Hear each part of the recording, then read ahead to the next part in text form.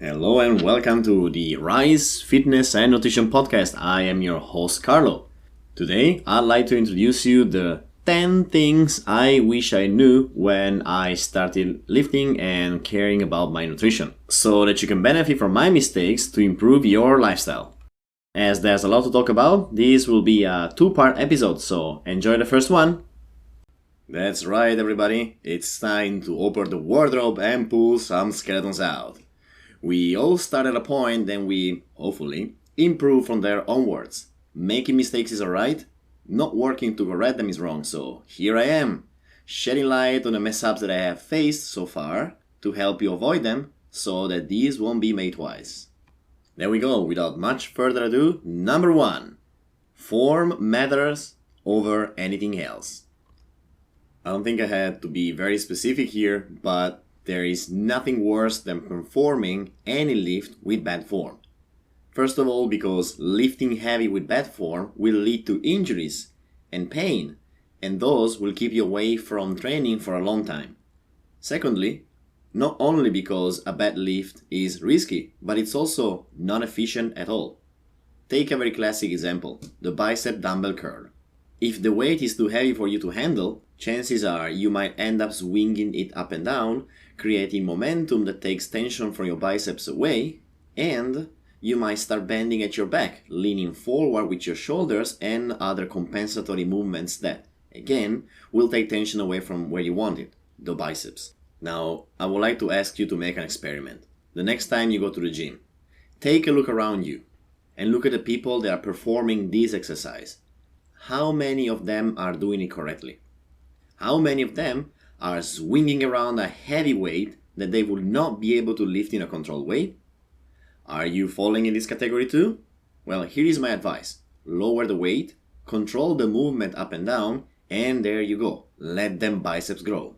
Yeah, and there's another thing to consider here. If there is less risk of injury with a wrong bicep curl, apply a bad form to a compound exercise, such as, for example, squats or deadlifts, bench press, or any overhead movement, and not only your progress will be a lot slower, but the heavier you think you can go, the worse the form, and the higher the chance of injury.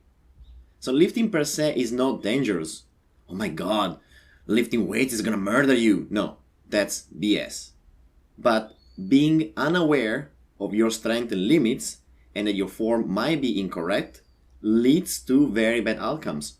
Listen to an idiot. I made mistakes over the past years, I got my injuries, and not cool.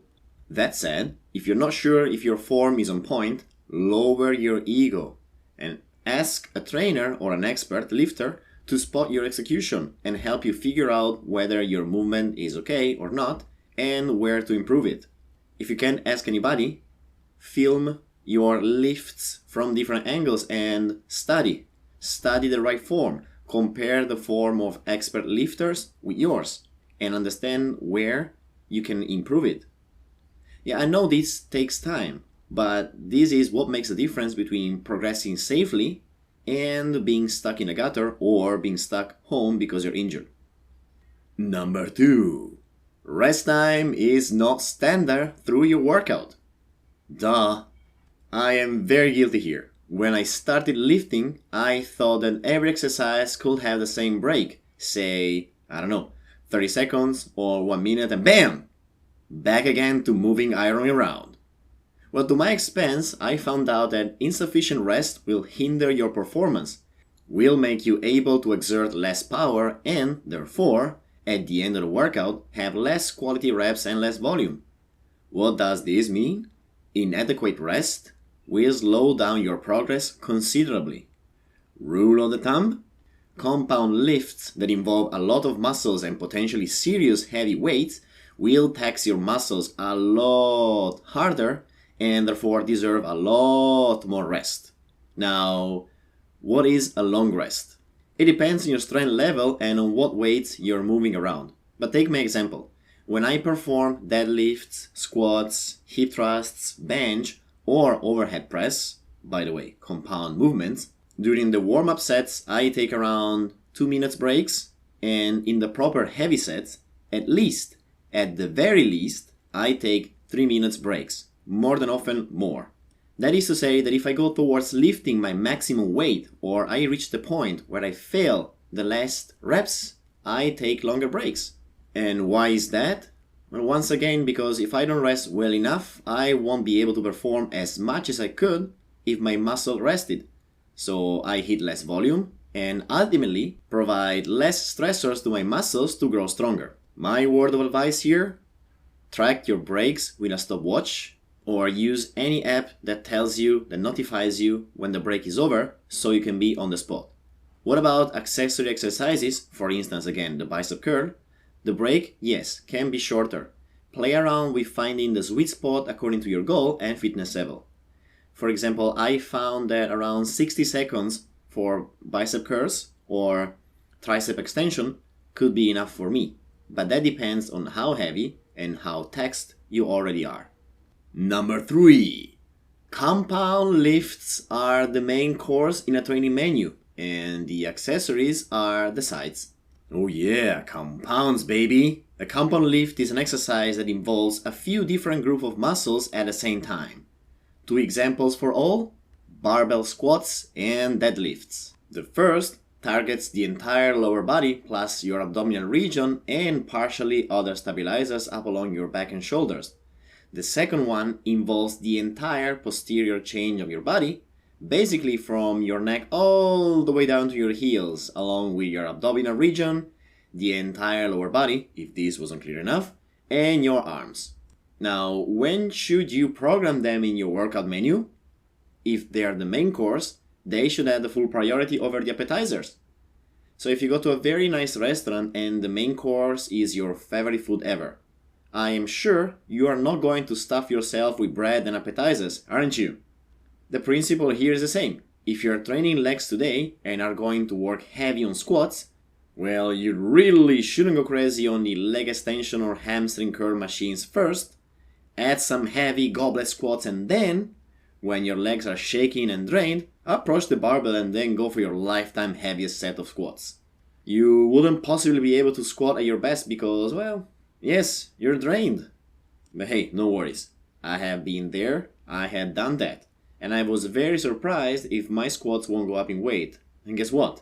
I was smashed even before approaching them, so once again, learn from an idiot.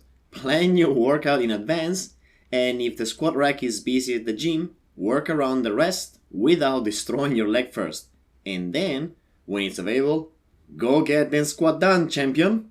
So once again, if the compound is the main, all the other exercises where you go and hit the same muscles but in isolation, for example the leg extension, should come after and should not impair your main. Simple, right? Number 4. There are a lot of ways to measure progress, and most importantly, progress is not linear. So the harder I worked out and the stricter I was with my diet, the more I expected to see results on my body faster. A shredded six-packs, bigger arms, blowing up pectorals, huge lats. But I found out that progress can come in very different forms compared to what we expect or what we are used to be shown through social media and the internet. No need to panic if you don't see straight away your body fat percentage go down, or your shirts be too tight for them shoulders, or if you can't lift 2 times your body weight already. Take a deep breath, yes, and try to focus on the moment when you started. How far did you go? How do you measure your progress? Well, there are a few ways to do that. Let's have a look at other types of markers that you can use to understand if you actually did any progress or not yet. Okay, this is a simple checklist, but I'm sure it could be very helpful. Did your weights improve since you started? Or do you feel less destroyed after completing similar exercises as before? Did your form improve from the first sessions you had? Or are those jeans that were a bit tight fitting a little less tight? Or on the other hand, what about the t-shirt? Did that t-shirt you used to wear before feel a little tighter on your shoulders, on your chest? Did your sleep quality improve? Did you take measures of your body? And if you did the values change? You see your body all the time, so it might be difficult for you to notice small changes here and there, because again, you're used to see yourself in a mirror.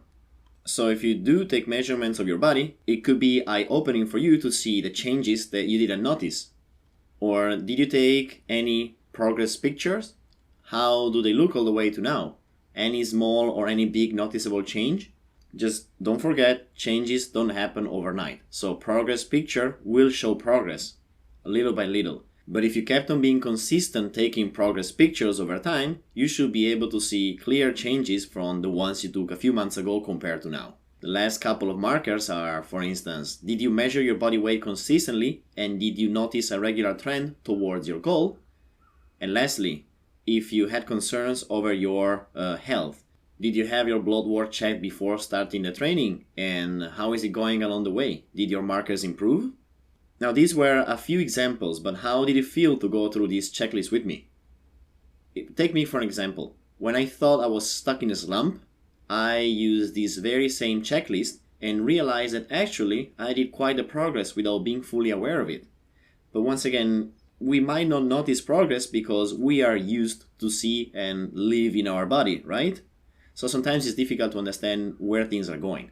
But when you stop 1 second and have a look all the path behind you, changes do come easier to understand. See? It takes time to achieve changes in your body, and progress doesn't necessarily mean what you think it should look like, especially at the beginning, but I can assure you that the more consistent you are, surprise, surprise, the better you'll be and the results will start to show. So don't lose faith and keep working on it. And this brings us to the next one, that is number 5. Results take time. Oh yes, I kept on questioning my training from week to week as I couldn't see any changes or improvements.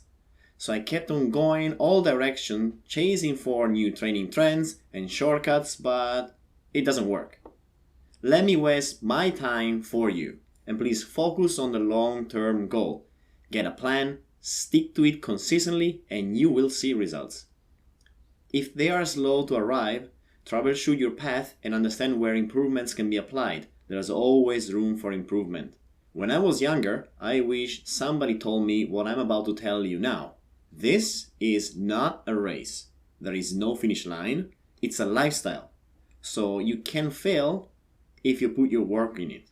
Therefore, if you have troubles with your nutrition and training plans, there's no need to feel overwhelmed and powerless. There are great coaches and trainers that can very much help you. Think about it. And that's it for today. These are the first 5 things I wish I knew when I started lifting and caring about my nutrition. How many of those things are you currently working on? Let me know. I hope that you find this useful. Any comment or feedback or anything, you can reach me on my Instagram channel at thecarl.fit. Check out next week's episode to hear the rest of the chart. Have a great week!